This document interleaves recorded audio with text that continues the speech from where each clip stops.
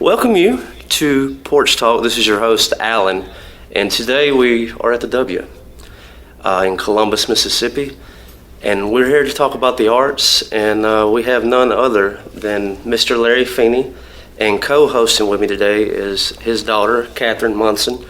So, Mr. Feeney, how you doing? Thank you. Good. And so, growing up, where'd you grow up? I grew up in the Mississippi River up in Iowa. Mm-hmm. And so, art, was it always a part of your life? How'd you get into it? It was really the only thing I did much. As a child, I honestly remember drawing in front of a little clothing, what do you call it, place for children put their clothes in, a bureau, I guess you'd say. And I remember drawing in front of that thing. I was 4 years old. And that's what I did. I drew. And when I was about 7 years old, I went to the art gallery in downtown Davenport. They had one. It had been a stable during the time of the Civil War. And it was in 5th or 6th Street. It was a big two-story building, which had been renovated many times from being a stable, right? And but my experiences in that art gallery and the art gallery classes are what really continued to move me over many years. My interest in art continued throughout, but that gallery became the locus, the place where I would go back to, you know. I might have the encouragement of my parents. There was a woman teacher that helped me. A number of people in different ways, in different years.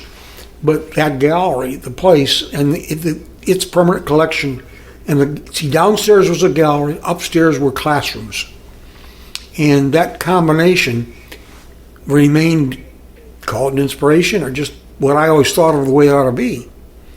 And so when I came to the W many years later, that combination of a place where you could see art, do art, appreciate it, all of it, was what I kind of went back to. And I think it was a good example. Yeah, and just from Ohio, how'd you get down here to Columbus? Well, it's from Iowa, Mississippi. And I got down here because I went to a little Catholic college on Davenport and got out of there after 4 years. And then I went to the University of Iowa. The University of Iowa is in eastern Iowa. It's in Iowa City. This was the old capital. Okay. And when I got through at Iowa City, one of the professors there, actually was an instructor, not a professor. I remember him calling to me one night. I had no job. He said, "Feeney," I remember I was up probably 100, 2 buildings away. "How would you like to teach at a girls' college in Mississippi?" He laughed and thought it was funny too, because he knew I was a bachelor, right? You know. And I didn't know what I was going to do, and I really wasn't worried about it. And I said, "I'll come down and talk to you tonight, okay?" So I came down to his building. He was teaching in a Quonset hut, and we walked around out behind the Quonset hut, and I talked. I remember a conversation. I said, "If you go to there, you'll have a hard time getting out. Another job, won't you?" He said, "Maybe." But I wasn't terribly interested in that. Some people think of themselves as moving up through different jobs, and they're going to get a better job and a better job, and they'll get research and whatever. And I didn't see those as necessarily things that I was passionate about. And so it didn't bother me.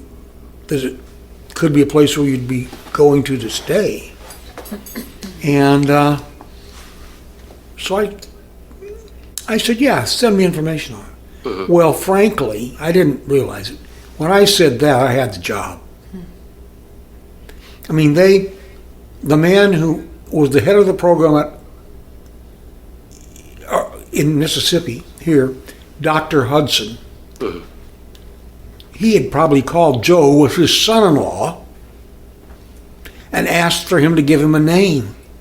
I didn't know that, but I mean, looking back on it, that's the only logical thing. Because I remember later on, when I did go to Columbus here, I had somehow inadvertently not taken some slides. I took slides, but not all of them I thought I had. And I remember Dr. Hudson saying, "Oh, don't worry about it." I think that's Was that for your interview? Yeah.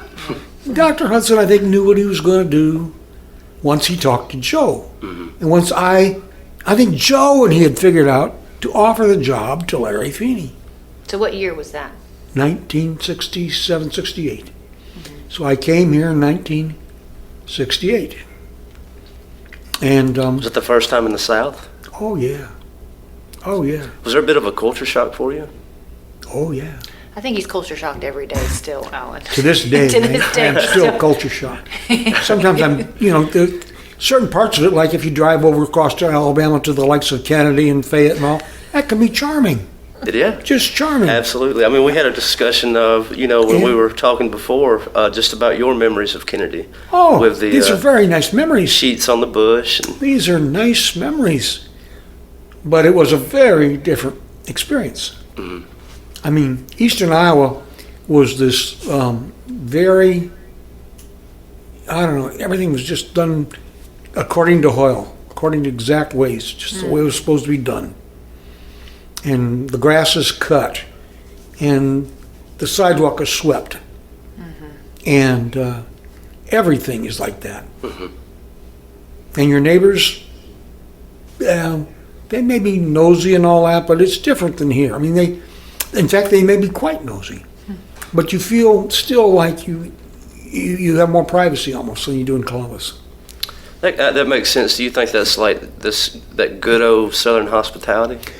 Good old is the nice, appropriate beginning to that, because it is good old. And they will be nice to you, and if you were sick and need something, they'll help you. But there's a little more to that than appears at first. Sure. But when I came here, within a year, I taught one student, and I dated her then, and she had the Southern accent. To this day, I don't believe I have any Southern accent, do I? I don't hear it. But see, she had a Southern accent, right? And so when I began to date her, I didn't worry as much I frankly kind of worried about going out too much. I taught classes at the W, and I would go out on Sunday to church and to buy newspapers. And I went to the grocery stores, A&P grocery store, big A&P. And that was my outings. I stayed to myself because I was frankly a little leery of going out too much. I didn't know what people thought of that Yankee with his accent and all that, Students weren't going to say anything, and I worked on a campus where people weren't going to say anything, but I didn't know about the community as a whole.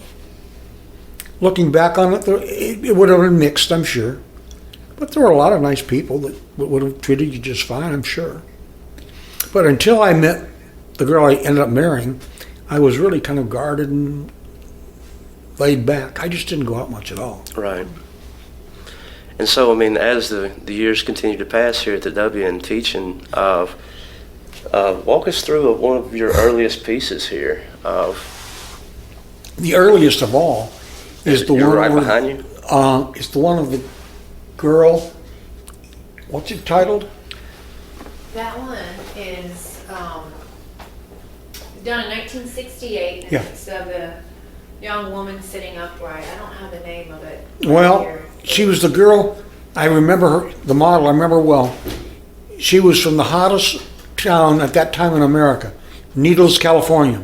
Okay. And that is not, people talk about the paper, how it's discolored. Well, I kind of like it that way, frankly. But it was a gigantic piece of paper I bought somewhere at the University of Iowa, and I could just tape it on a big old easel, and I drew her, and I thought it was a pretty good drawing. So that was the first year you were here. Well, I did it First before I semester. came here. I carried it with me. Oh, okay. Excuse me. Right. Carried it from Iowa. Gotcha. And then I got it framed. But I just thought she was an interesting soul. I mean, there's something about her face, and she was a poet.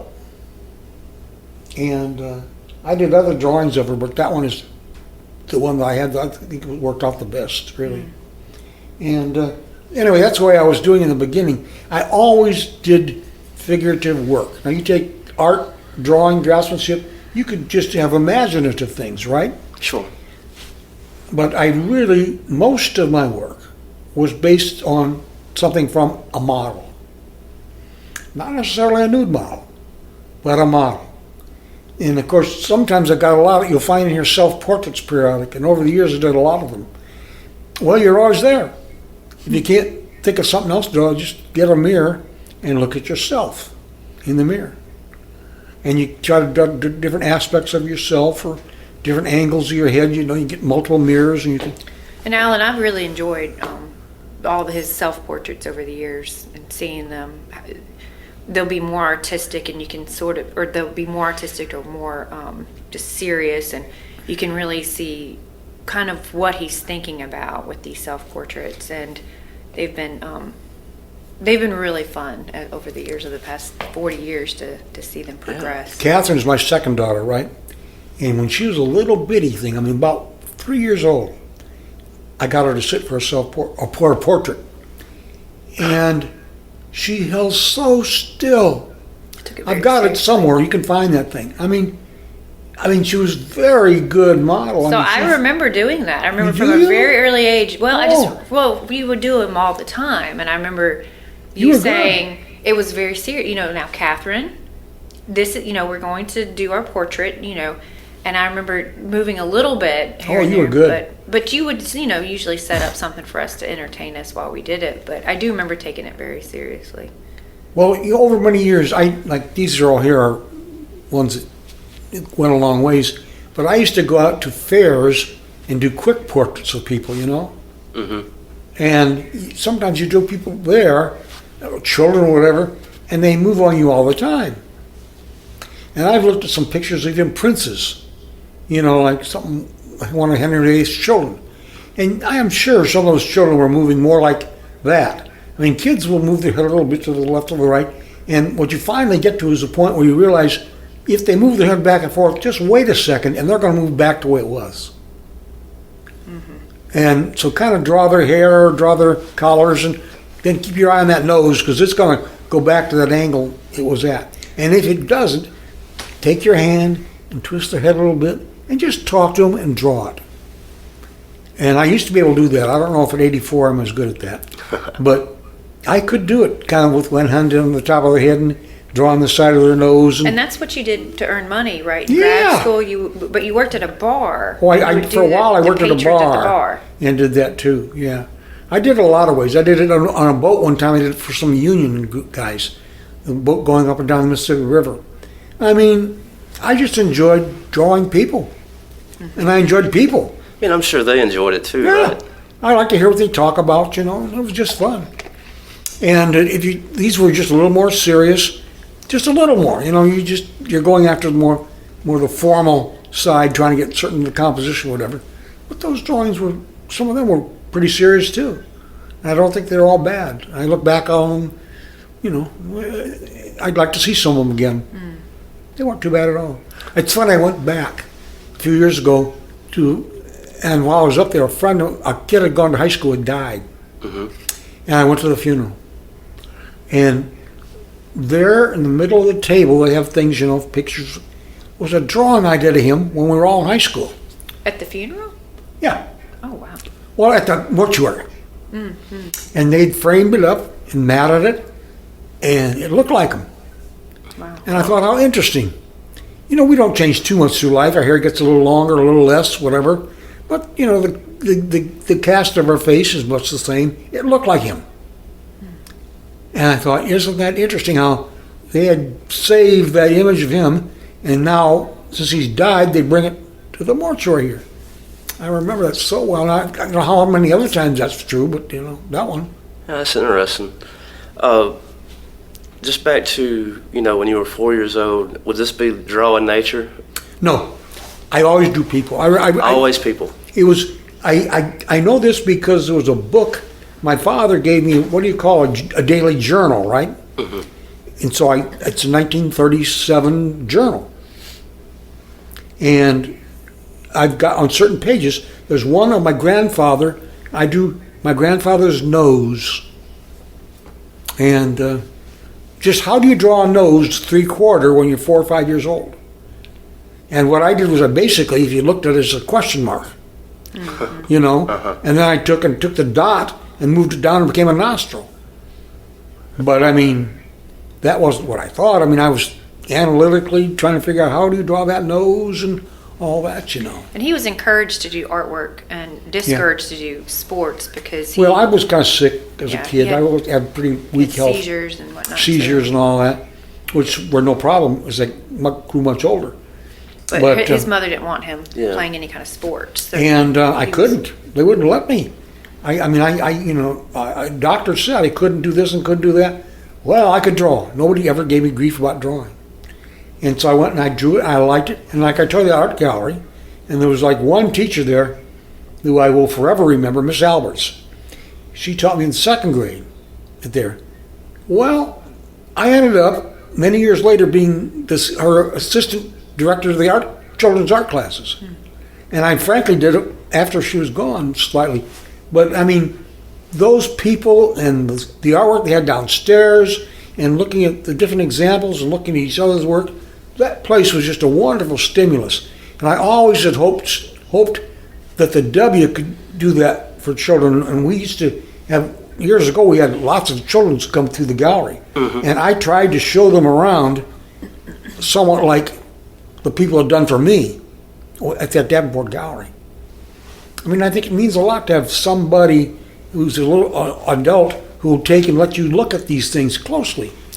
Oh, absolutely. I remember, just at a young age, I was exposed to music in a real way. And, it was always a part of my life. And when I got to be 15, I would pick up a guitar and I would never look back.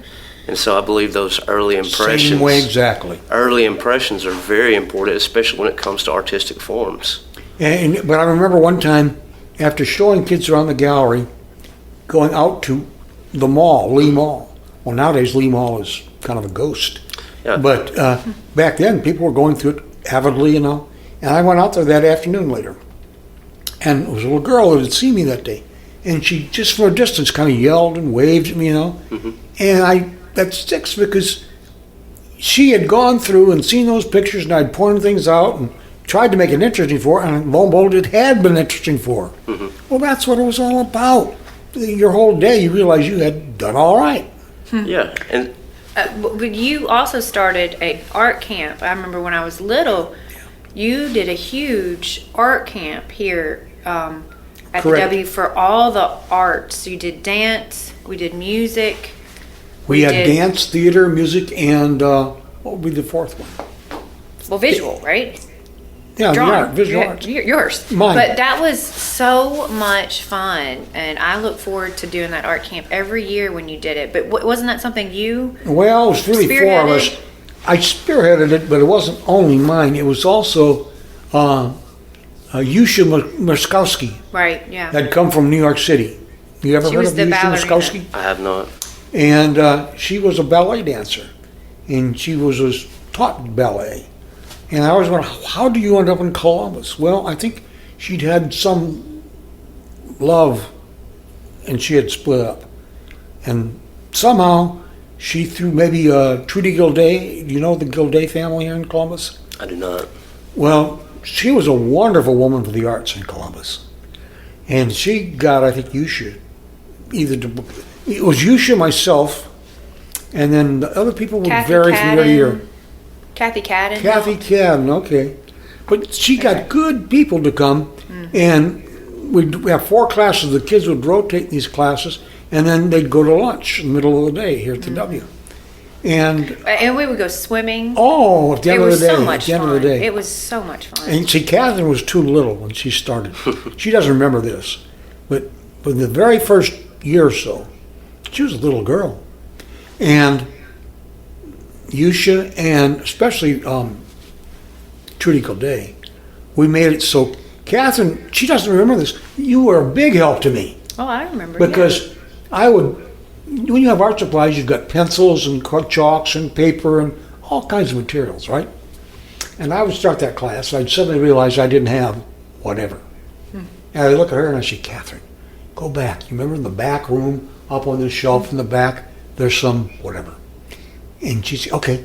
And she'd run off and get that and bring it back. And she'd do it. And the other thing I remember was, this was just crazy. I tried to teach them a little bit of calligraphy. That's writing with a... Nowadays they use these felt pens. And I would do that with these kids. Well, Katherine, again, was too young to really... She had just learned to write, barely, Mm-hmm. And she would take one of my pens, and she wouldn't even talk to me about it, but she'd go off to a side table. And I suddenly looked around the room, and I realized they all were having Katherine Feeney write their names very pretty fashion. Well, they were learning it too. Mm-hmm. But somehow she'd take certain colored pens since she had access to them, and she'd make their name just so pretty and do this and do that. And they all wanted her to write their name. And I thought that was kind of amazing to see the littlest kid there All right. doing this work for these bigger kids, and they all were crazy about it. Yeah. But you did that for how many years? Oh, I did it for years. I loved it. Yeah. I loved that. Well, it was really. I did it for as many years. Yusha finally kind of ceased to do it, and we had turnovers in some of the personnel. But I always thought, for me, it was some people would look at it and say, oh, they're taking all your time in this summer. To me, it was energizing. You could see kids work and different children's work, and you'd see them evolve and how they changed. That's I just found it. For me, it wasn't a time when you bled yourself off. I find it replenishing. Yeah, it was a time to inspire the younger generation to preserve the arts, right? I thought it was great. Yeah. And so, just with the gallery, and I mean, you've taught here since '68. That's right. Is just tell us about the founding of this gallery.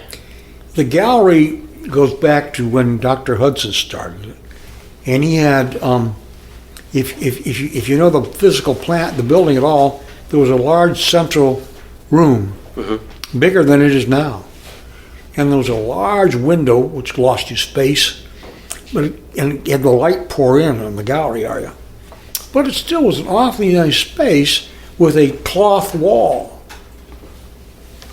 So in many, many ways, this was a very nice gallery. I remember one time seeing a show come through there, and the same exhibit went to Oxford. And I saw that displayed in Oxford, and I said, oh, we did. Ours looked better. Because we had a better space. It wasn't that they were bad, but that gallery could look really fine. If you were careful about where you spaced the pictures, and of course you have to find the right height and get that all figured out, and then you get the signage, you could put a good-looking show up in the gallery, as you still can, right? But it's work. I mean, It's it's work. changed.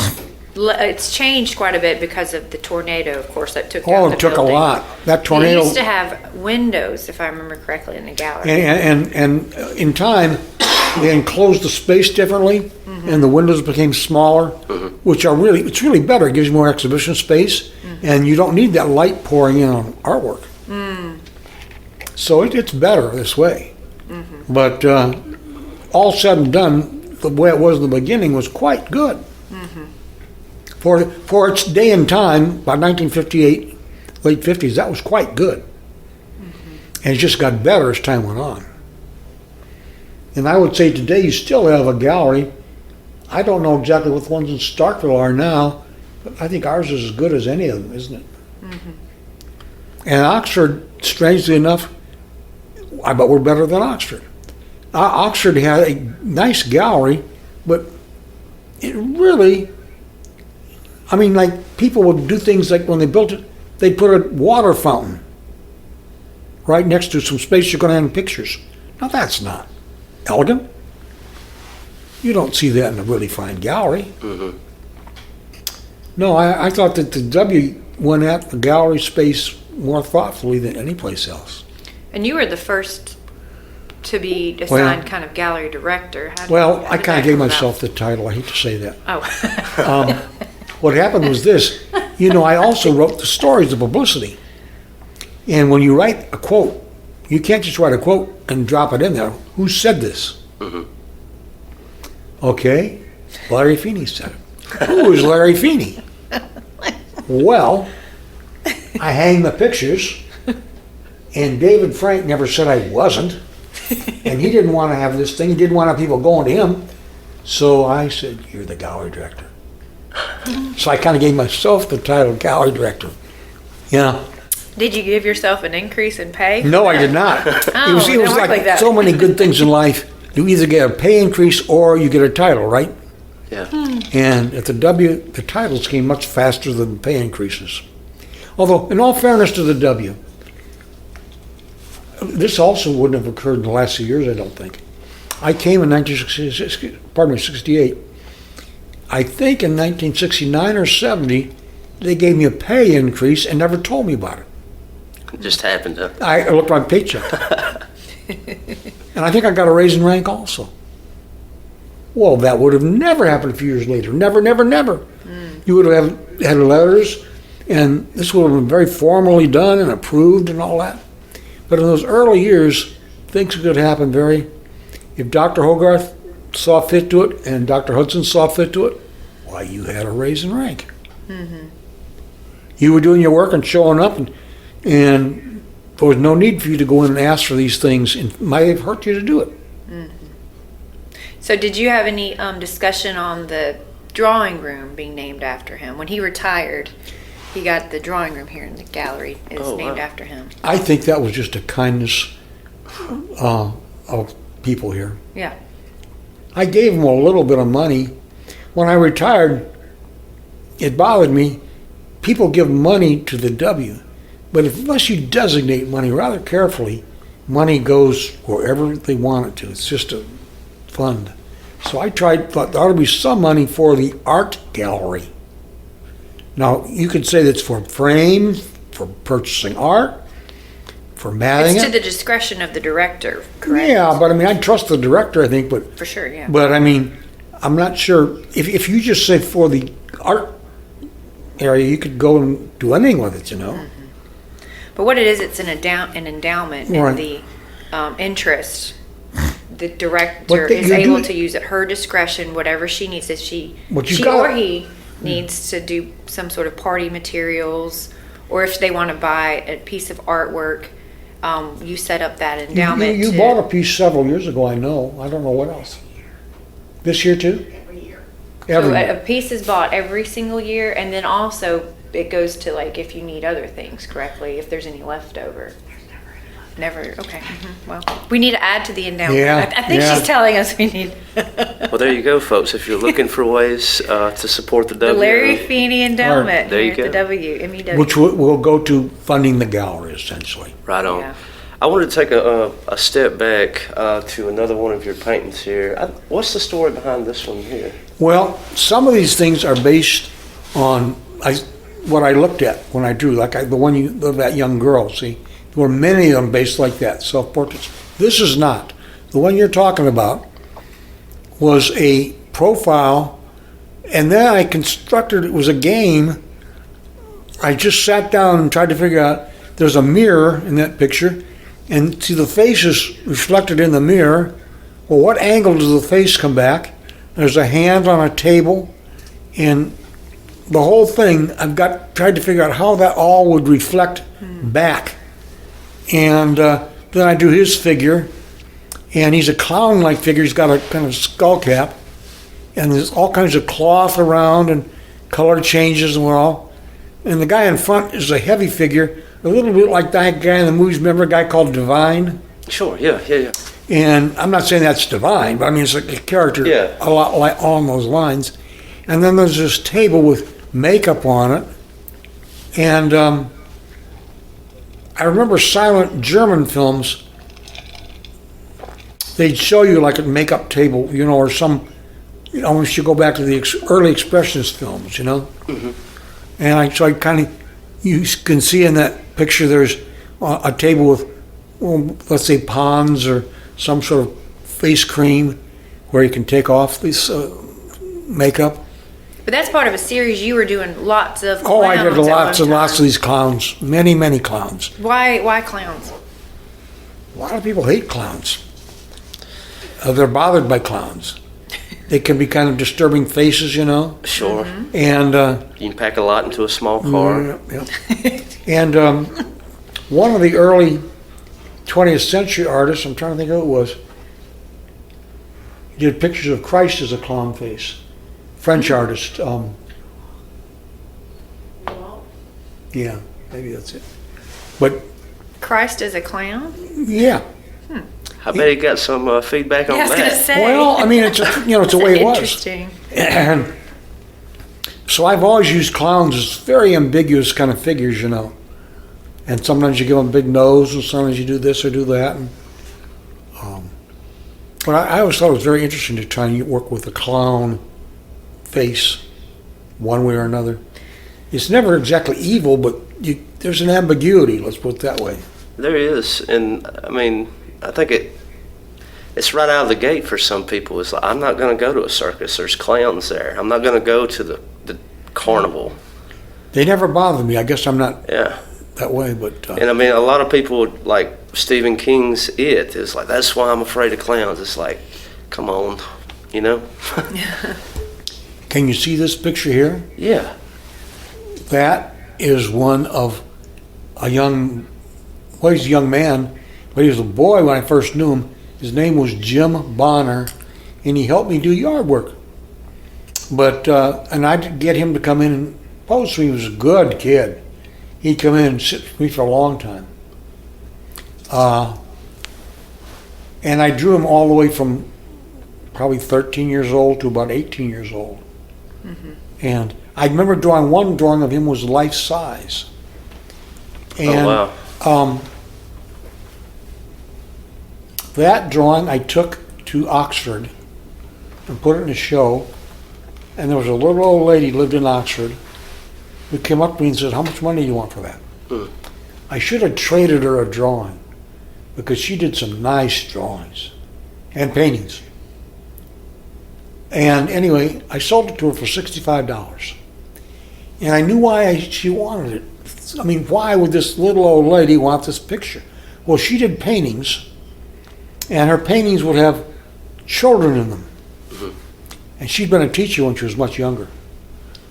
And as she grew older, she did these dream pictures, and she didn't want to sell those dream pictures. So she began to do pictures of games of children. Well, they became, I would say, geometric configurations where you're off at a distance and you look down and see these curling children dancing in circles or having balloons or whatever. Very delightful. But I think to help her become stimulated or inspire her, it helped her to have a child. Because I remember when she went and got that picture, well, no, I brought it to her actually, and she said, "Tell me about him." So I told her about him. And I mean, she was going to have a child with her, if you know what I mean. Here was this older lady, and here was a life-size image of a child. And it was Jim Bonner. And he had a sweet, angelic way about him. And I painted him, or drew him always that way. It was just, when you looked at Jim, you were looking at a very nice young man. And so I told her all about Jim and this and that. I don't know, her work was eventually taken by Oxford, and it was all absorbed. I don't know what they did with the drawing I did of her, or Jim. But anyway, in this thing you can see this is an older picture of Jim, and he's got that scarf around his throat, and it comes down all these vertical lines. And then I took some flora up around him. It was vegetation from my yard. Do you know what they call that, Catherine? I don't recognize it. So, some sort of a wildflower, And I always, up to this day, you go back to my apartment, I love dried old flowers. A lot of people look at them and think, "Oh, they look dead," Well, maybe, but I just think they're interesting shapes, and the way they dry up and the curls they make, I think they're as interesting as the live flower. And so you see on both sides of his head, there are these flowers, and I got a square around him, and I always used to think of those squares as looking somewhat, saints have circular Halo. what do they call it, a rhombus? Like just a halo? Halo. But the halo is a circular form, and it has no beginning, it has no end. Therefore, if you are enclosed in that, It's like eternity, right? Mm-hmm. When you put a square around it, they have corners. So you reach a point where you must turn. And so that's a living saint, if you want to put it that way. Oh, And I always thought of him in a very angelic fashion. So I just kind of enclosed him in that square. And it's not even a square, it's a rectangle. But I thought of myself as a square. It's got a little title in the lower right-hand corner. But I just like to do those things. It's all done in silvers, right? And for a long time, I liked to do things in silvers and gold. but I'm realizing we don't have a representation of one of my favorite series you did. And it was honestly the one that sort of kicked off, that we showed the most of for the kickoff of your endowment. And it was the show, we called it Illuminated. And it was a series of basically your earliest memories. And they're all very dreamlike. And a lot of them are set in like a church, and it's always or like outside under a tree. And it feels very dreamlike, and you feel small, like the observer is small looking up at this world and these either towering adults or big trees, and then you have the natural elements. And that's by far my favorite series you've ever done. Where are they? Well, I think they do, I know I have a few. I'm sure Elizabeth has some. You've probably sold some, but I think you actually have one, because there was one hanging up when I came a couple of weeks ago. But somehow it just didn't make it in here. But do you remember that series? I love when you talk about the thoughts behind that series. I don't remember those particular ones. It's funny how you think you remember everything, but until you see them again, they may kind of slip to the back of your memory. They're like your first memories of being in church with your parents.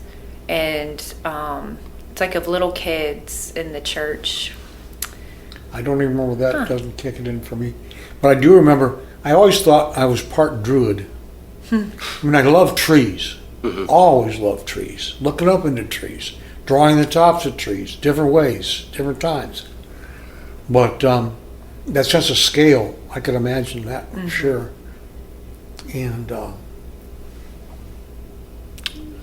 What are some tips that you could give to help someone draw a better tree? Because I mean, like I doodle, and like I can draw a mean pine tree, but if you go to talking about like an oak and the different elements, like with leaves and limbs, and like, I guess it would be just take a picture and keep looking. or not even take, just look. You don't take a picture and look. I remember when I was in college, this guy who taught me art, he didn't teach me much art in a way. He was there was one Catholic priest at this college, Father Katich. And Katich was one superb calligrapher. If you used to go to the old Britannica and look up in Britannica the writing in calligraphy, he had written it. He knew the publisher of Britannica. And he got Katich to write his entry. Anyway, Katich would say what he wanted to, but then he had a guy who would help him. And Joe Shepler was his assistant teacher. He would work with him. He had no vanity and no ego particularly, and he just would teach these classes the way Katich wanted them taught. But Shepler did have a good eye when it came to drawing trees. Because I remember him pointing out, go outside and look. Some trees, the branches will go up. Some are going to go down. Some will go up so far, and then they branch out different angles. And it was so right. You just look at this town. You look in the winter at the directions of the branches and how far they go out. And some years they go very far, and then they begin to drop a little bit. And other ones just drop immediately. You begin to realize there's a whole different ways these branches grow, the speed they grow at, how soft they are. You can tell how strong they are, you know. And I think it was fascinating to look at trees carefully and to try and draw just maybe a branch that fell off even, you know. And I like drawing trees a lot.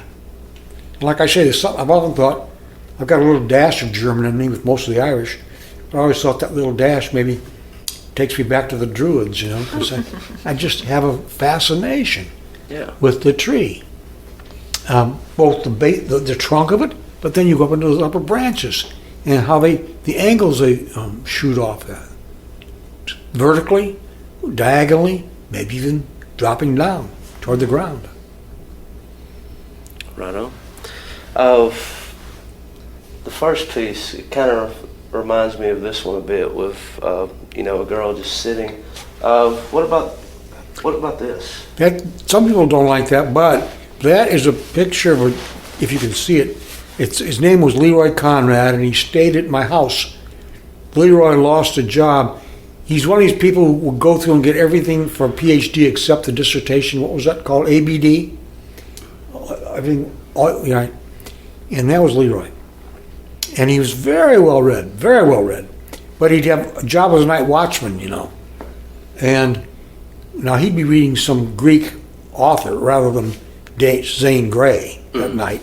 And he'd get up and go around and punch his buttons and, do this and that. And in the morning he'd go out and sit in some cafe and smoke cigarettes and drink coffee. And then he'd come back and sleep. But anyway, he's an old friend from when we were in college together. And so, but Leroy was the most interesting guy to observe. Katherine remembers him well. Just a character, a real interesting character. Yeah, the darks on his eyes and under his nose, and that's very interesting. Well, sometimes I think I should have probably done a little more with the background.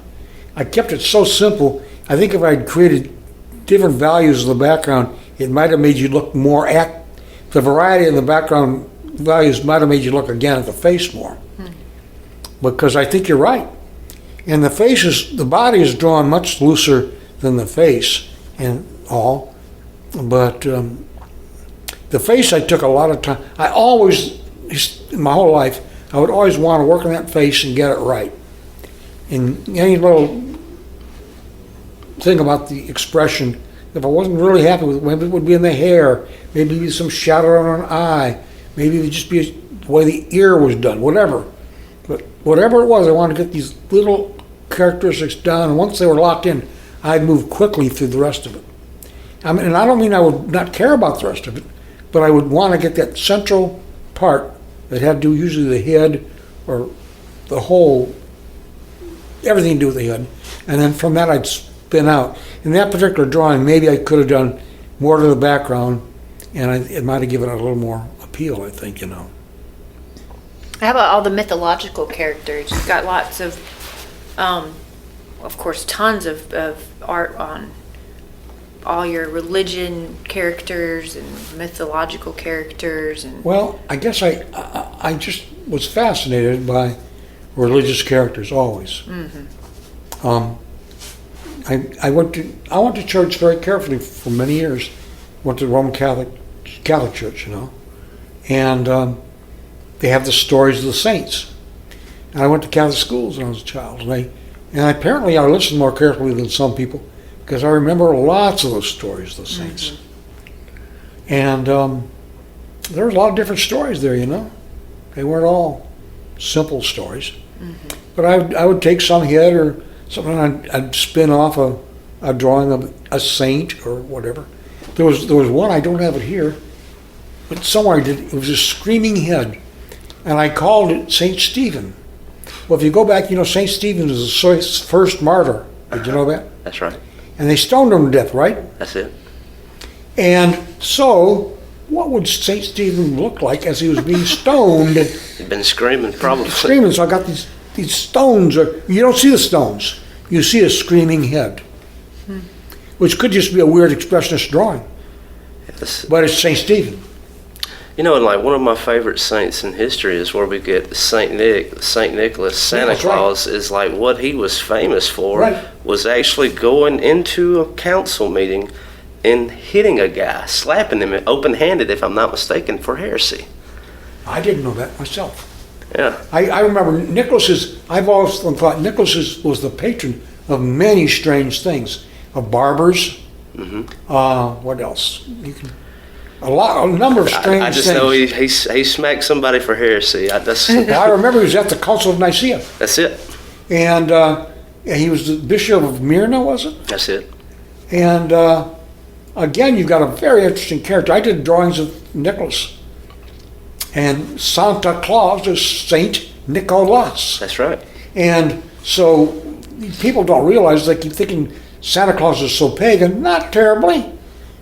He's just he's giving you early 19th century NAS, changes the costume a little.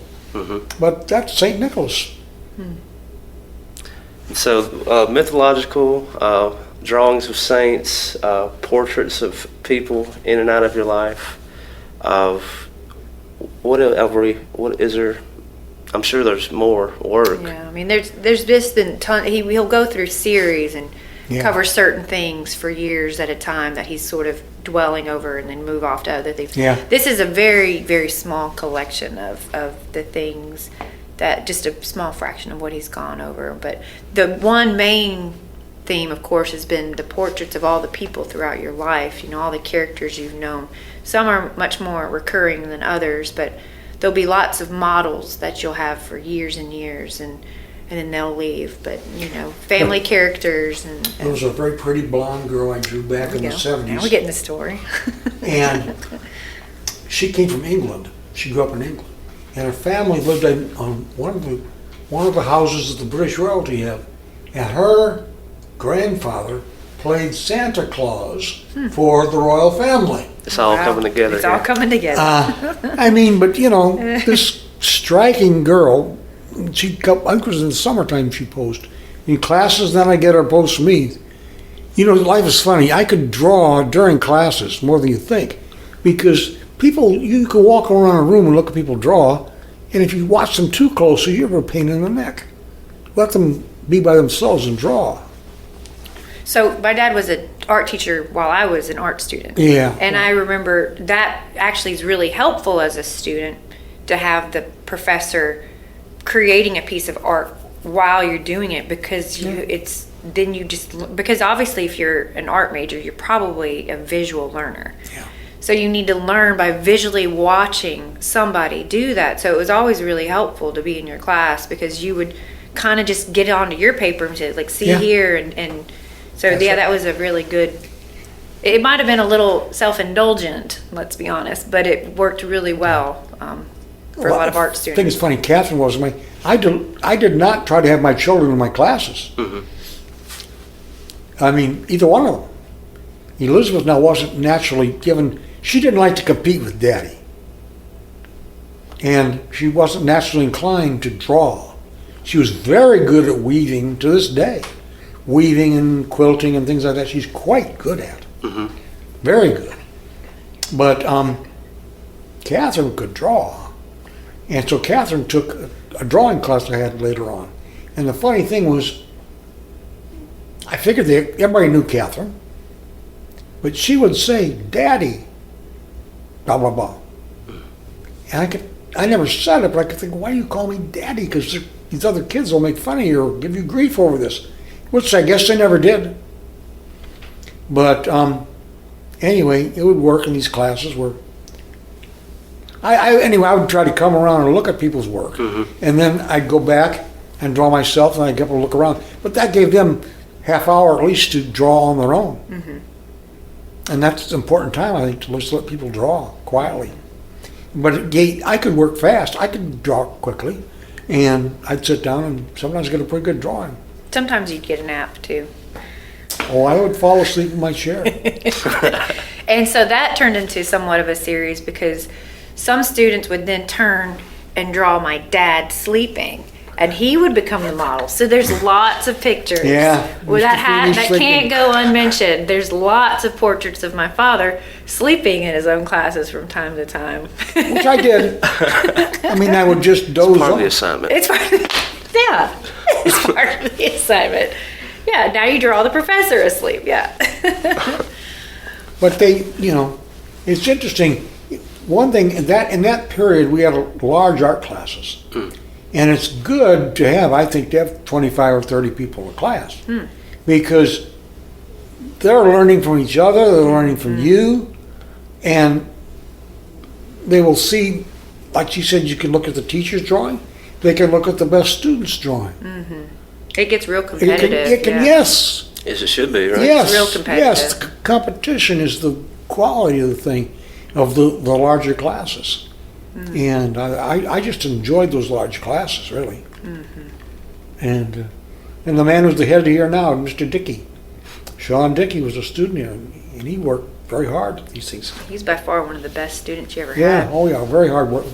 Just for sheer working hard. I mean, there's talent and there's work. When I was young, I thought talent was great. It only take you so far. You are so right. Because if that talented person doesn't work, they don't have it. Or they will have it, but it's just going to go so far.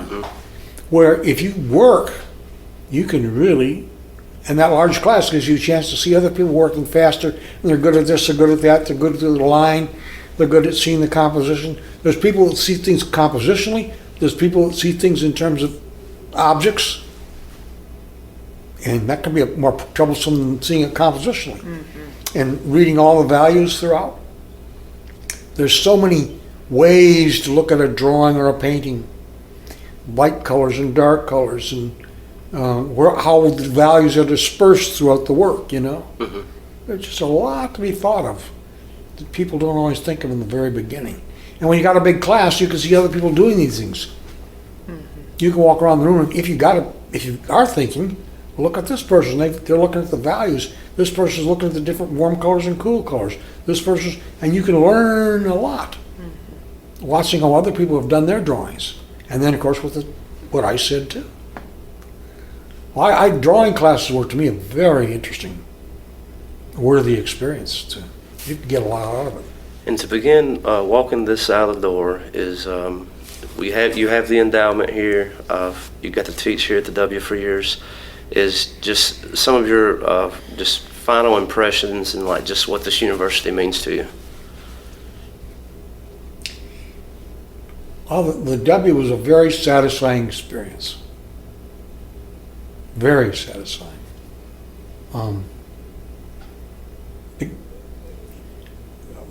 The girl, you know, when you came here, like I said, I was going to a girls' college and all that.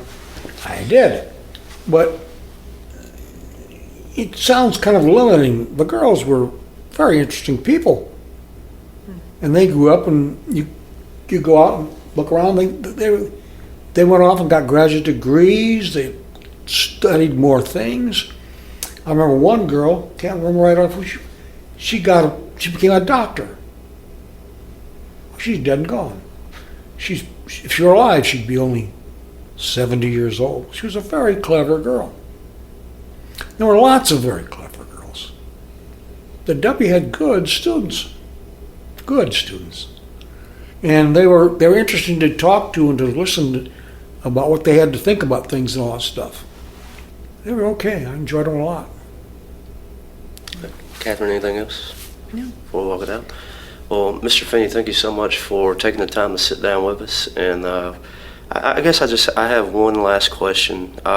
Just for, maybe it's the parents out there, or maybe it's a teenager listening and is interested in art or getting into art. Just get out there and draw. What advice do you give? Get out there and draw. You can't, or paint. If you are more inclined toward color, use paint. Of course, nowadays you've got all these pastel sticks and color. If you want to use color, use color. If you want to use line, use line. I personally was a linear person, but just get out there and do it, and do it, and do it. Big, do it small. Sometimes in my life, there were times that I enjoyed doing with other people, you know, and then sometimes it's good to go out by yourself and do it. And if you can't do it by yourself, you may have trouble, right? You got to be able to do work by yourself, or you won't ever evolve into anything. Otherwise, you'll always remain some sort of a student, you know.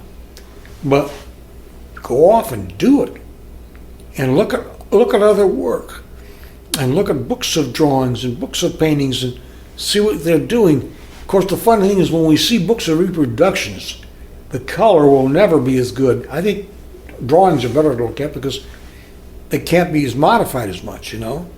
But, you know, to see how the lines are handled, how the colors are handled, and now you can learn by looking at other artists' work. And they don't all have to be the greatest artists in the world. They can be good artists. They're working at it like you were working at it. But you'll get other ideas, and it'll let you see directions you can take your work.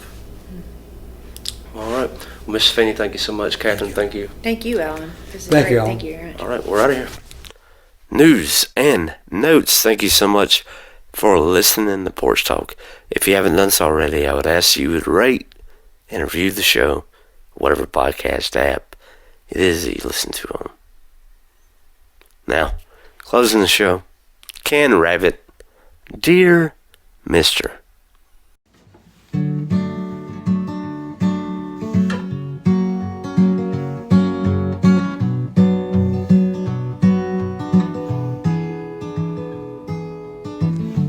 Dear mister, welcome to my fantasy, where everybody they seem to point to laugh at me. Oh, dear mister, welcome to my insanity. If you want, you could just close your eyes and join. Dear mister, come and meet my family, and soon you'll realize why I never feel loved. Oh, candlelight, I have no friends. No, there's nobody that really likes me, oh, except for you, the only one. It's too bad that you're imaginary.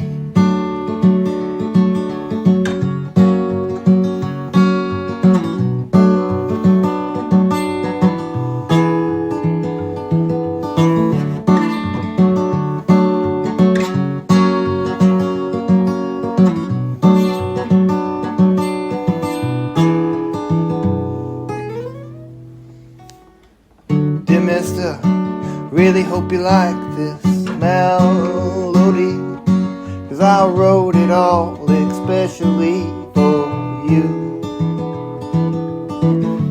Dear mister, please don't find nothing wrong with me, 'cause then you'd leave me here, not be alone. Oh, I can't handle life, oh no, I have no friends, and there's nobody that really likes me, oh, except for you, the only one. It's too bad that you're imaginary.